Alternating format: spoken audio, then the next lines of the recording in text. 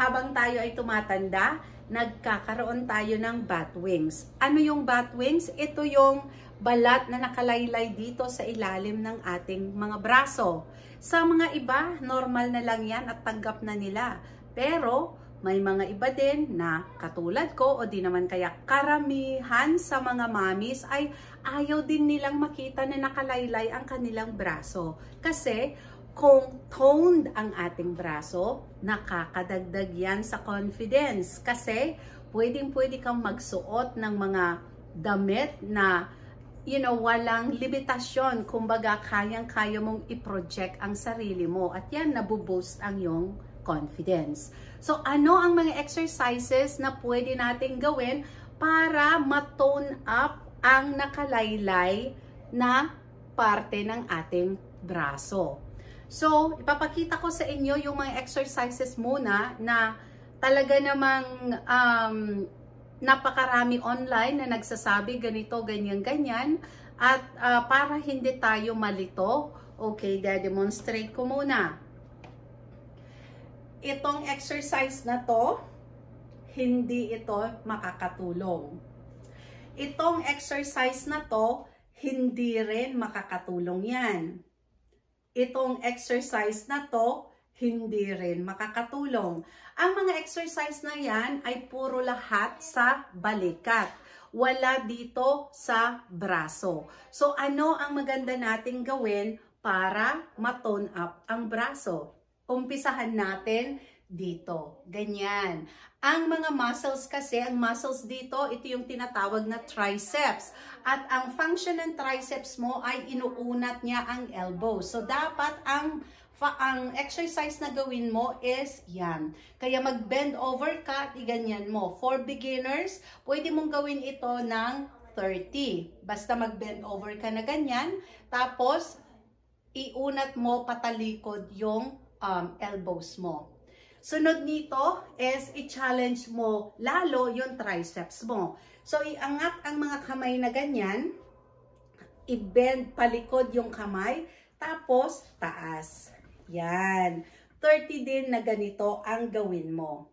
Pagkatapos nito, mag-boxing tayo. Kung nakikita ninyo yung pagta-training ni pambansang kamao, no? Ganyan, palaging ginagawa niya. O, tingnan nyo naman ang braso niya, ang lakas-lakas.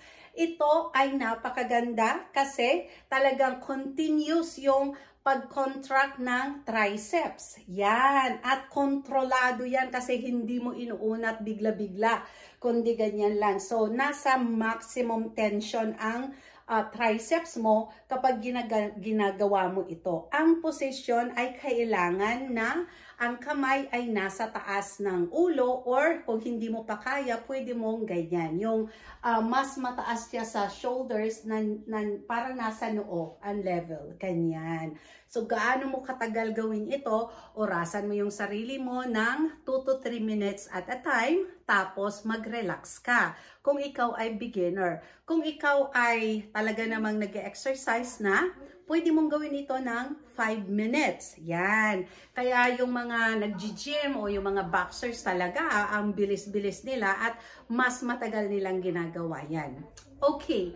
So now, kung paano mo i-intensify lalo yung workout mo para lalong mas mabilis or mapabilis yung pag-burn at pag-tone up ng ilalim ng braso ay gagamitan natin ng wrist weights. Ito yung pabigat. Pwede mong mabili ito sa mga malls na may sa sports section. Yan. O di kaya online. Binili ko lang to sa online at yan. Pwede mong gamitin ito sa ankles. Pwede mo rin gamitin sa wrist.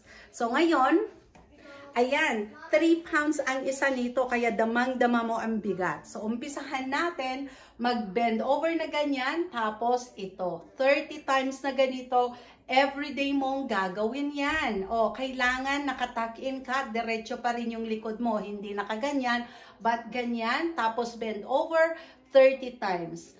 Pagkatapos nito, angat ang dalawang kamay at 30 times. Yan. Pagkatapos nito, pwede mo nang mag-punching again, rolling punches.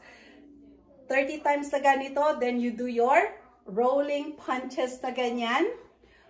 2 minutes, 3 minutes, 5 minutes, 10 minutes, kahit umabot ka ng 15 to 20 minutes, basta magpahinga ka kung kinakailangan.